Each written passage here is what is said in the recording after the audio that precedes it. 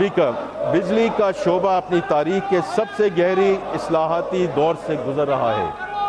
گزشتہ 2 برسوں میں اس شعبے نے مالی نظم و ضبط اور کارکردگی میں بہتری کا مظاہرہ کیا، جس کے نتیجے میں مالی سال 25-26 میں بجٹ میں مختص سبسڈی کے مقابلے میں 143 ارب روپے سے زائد کی بچت حاصل کی گئی۔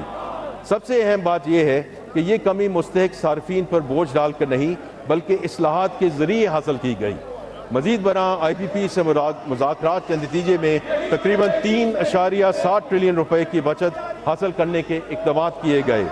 جناب اسپیکر، اس شعبے کی اصلاحات میں سب سے اہم قدم competitive trading by lateral contract market کا عملی آغاز ہے۔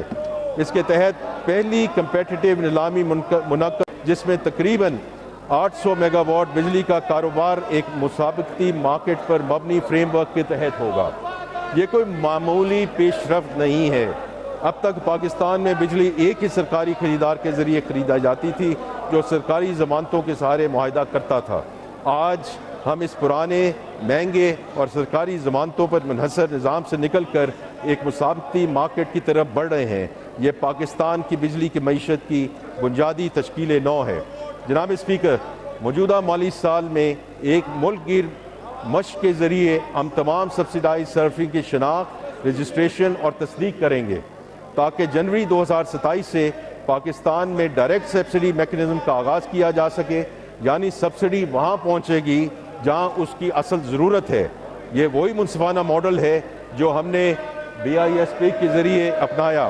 جناب اسپیکر، اس اصلاحاتی ایجنڈے کا ایک اور اہم ستون سرکولر ڈیٹ پر قابو پانا ہے۔ مجھے اس ایوان کو بتاتے ہوئے اطمینان ہے کہ موجودہ مالی سال میں بجلی کے شعبے میں سرکولر ڈیٹ کی نیٹ زیرو ایکیومولیشن حاصل کی گئی، یعنی اس سال اس بوجھ میں کوئی اضافہ نہیں ہوا، جبکہ سرکولر ڈیٹ کے سٹاک میں 1225 ارب روپے کی لون سیٹلمنٹ پہ پیش رفت ہوئی۔ ساتھ ہی NTDC کی اسٹرکچرل ریفارمز بھی جاری ہیں جن کے تحت ترسیل، سسٹم آپریشن اور مارکیٹ آپریشن کے فنکشنز کو الگ الگ کیا جا رہا ہے۔ جناب اسپیکر، LNG کے حوالے سے ایک اہم پیش رفت کا ذکر کروں گا۔ پاکستان نے ایک جامع ریسرچ کے بعد قطر اور اٹلی کے ساتھ اپنے طویل مدتی سیل اینڈ پرچیز ایگریمنٹس سے دوبارہ بات چیت کی اور سال 2026 کے لیے 35 LNG کارگوز کی کمی پر اتفاق کیا۔ اس ایک فیصلے کی بدولت ہمیں تقریباً 1.2 ارب امریکی ڈالر زر مبادلہ کی بچت ہوگی۔ یہ اسی کاوش کا نتیجہ ہے کہ گزشتہ 11 مہینوں میں صارفین کے گیس کے بل میں کوئی اضافہ نہیں ہوا۔ جناب اسپیکر، ایران امریکہ جنگ کے پیش نظر ہم نے مقامی گیس کی پیداوار بڑھانے پر بھی توجہ مرکوز کی۔ مارچ 2026 کے بعد ہماری تیل کی تلاش کی کمپنیوں نے قومی نظام میں تقریباً 100 MCC/FD اضافی گیس شامل کی، جس نے بجلی کی پیداوار میں شارٹیج کو نمایاں طور پہ کم کیا۔ ہم نے کھاد کی پیداوار کو ایک لمحے کے لیے بھی رکنے نہیں دیا۔ ملک کے 10 کھاد کارخانوں کو گیس کی مسلسل فراہمی یقینی بنائی گئی۔ اسی طرح LNG پر کام کرنے والے پلانٹس کے لیے بھی گیس مختص کی گئی۔ جناب اسپیکر، حکومت نے تیل اور گیس کے دریافت کے درمیان بھی اہم کامیابیاں حاصل کی ہیں۔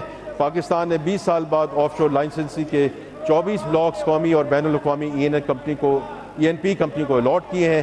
یہ پاکستان کی آف شور آئل اینڈ گیس ایکسپلوریشن کی تاریخ کا سنگ میل ہے۔ قابل ذکر بات یہ ہے کہ برادر ملک ترکیہ کی قومی تیل کمپنی TPAO نے پاکستانی کمپنیوں کے ساتھ شراکت داری کے ذریعے ہمارے آف شور سیکٹر میں قدم رکھا ہے۔ مالی سال 25-26 کے دوران ENP شعبے میں سرمایہ کاری 1 ارب ڈالر سے تجاوز کرنے کی توقع ہے۔ اس عرصے میں 17 نئی تیل اور گیس کی دریافتیں ہوئیں، جن سے مقامی پیداواری استعداد میں 108 MMCFD گیس اور تقریباً 16,000 بیرل یومیہ تیل کا اضافہ ہوا، جبکہ پروڈکشن میں اضافہ کے ذریعے مزید 229 MMCFD گیس اور 13,000 بیرل تیل قومی نظام میں شامل ہوا۔ جناب اسپیکر، معدنیات کے شعبے میں ہمارا فلیگ شپ منصوبہ ریکوڈیک اس سال فائنینسنگ اور امپلیمنٹیشن کے کئی اہم سنگ میل عبور کر چکا ہے۔ ہم اس منصوبے کی بروقت تکمیل کے لیے پرعزم ہیں۔ جناب اسپیکر، میں اب انفارمیشن ٹیکنالوجی اور ٹیلی کمیونیکیشن پر بات کرنا چاہتا ہوں۔ پاکستان میں انفارمیشن ٹیکنالوجی کا شعبہ تیزی سے ترقی کر رہا ہے۔ یہ شعبہ ملک کی ترقی اور ایکسپورٹ بڑھانے میں نہایت اہم کردار ادا کر رہا ہے۔ गुज़श्ता एक साल में इस शोबे में कई अहम कामयाबियाँ हासिल हुई जिसकी तफसील दर्ज झैल है। IT के शोबा की बरामदात में 20% से ज़ायद की सालाना शरह नमू से बढ़ रही हैं। ये बरामदात 4.5 अरब डॉलर तक पहुँचने की तवक्को है। इस तरह ये शोबा बरामदात में इजाफे के एतबार से सबसे तेज़ी से बढ़ने वाले शोबों में से एक है। इस साल मार्च में 5G स्पेक्ट्रम की कामयाबी से नीलामी की गई, जिसे दुनिया के सबसे बड़ी स्पेक्ट्रम नीलामियों में शुमार किया जा रहा है।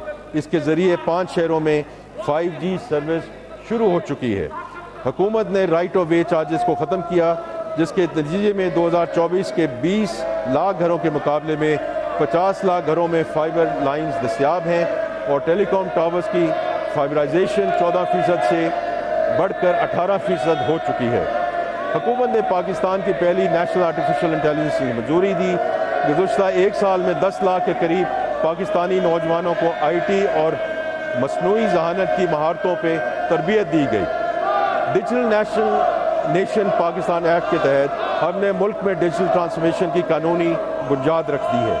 इसके तहत national digital ID, national exchange layer और ओपन डेटा इकोसिस्टम जैसे मंसूबे शुरू हो चुके हैं।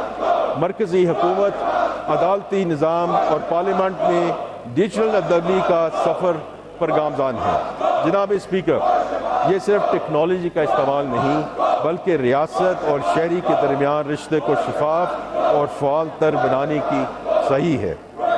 जनाब स्पीकर, 2023 में हमारा कर्ज GDP के डेट टू GDP 75% के बराबर था, जो पिछले माली साल में कम होकर 70.7% और इस साल मज़ीद कम होकर तकरीबन 68.5% की सतह तक आ चुका है। ये पेशरफ एक मुनज़्ज़म medium term debt management strategy पर अमलदार का नतीजा है। गुज़श्ता 2 सालों में हुकूमत ने 4,900 अरब रुपए का कर्ज कबल अज़ वक्त वापस किया या सस्ते कर्ज से तब्दील करते हुए अपना बोझ कम किया। हमने सरमायाकारों और मसनूआत की डाइवर्सिफिकेशन को खास तरजीह दी है। ख़ास तौर पर इंश्योरेंस सेक्टर के लिए तवील मुद्दती ज़ीरो कूपन बॉन्ड का इजरा किया और शरिया असूलों के मुताबिक फाइनेंसिंग का हिस्सा बढ़ाया गया, जबकि बैनुल-अक़वामी सतह पर मुख्तलिफ बॉन्ड्स के इजरा के ज़रिए सरमाया कारी की बुनियादों को वुसअत दी है। हमारा मुकामी कर्ज का एवरेज टाइम टू मैच्योरिटी 2024 में 2.8 साल था, जो अब मई 2026 में बढ़कर 3.8 साल हो गया है, जिससे इस कर्ज के रीफाइनेंसिंग रिस्क में नुमायाँ कमी हुई है। टेलीकॉम कंपनियों के डिजिटल वॉलेट्स के ज़रिए आवाम को हुकूमती बॉन्ड्स में बराह रास्त सरमाया करने के लिए मौका फराहम कर रहे हैं और इंशाअल्लाह अगले हम हफ्ते से 2 हफ्ते में